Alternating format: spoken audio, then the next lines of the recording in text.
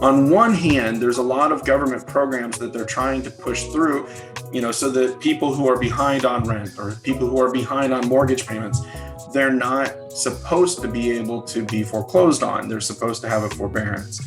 And just that process of going into foreclosure is being delayed. It's kind of being kicked down the road.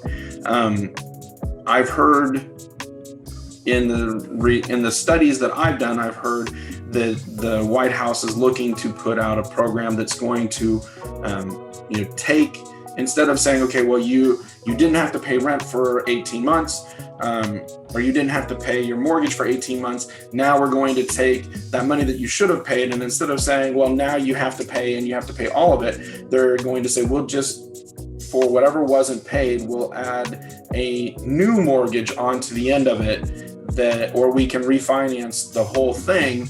And so there have been a couple different ways that the government has talked about changing it. And if they do that program, then a lot of people that should have been foreclosed on won't be. Unfortunately, I still see there being an issue of there will be foreclosures. There will be a large number of foreclosures that will happen.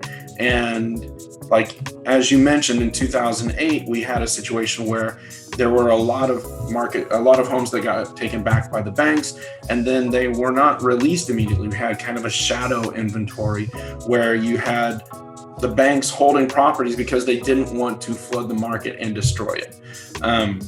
We've had webinars on what's going on with the economy and what we see happening.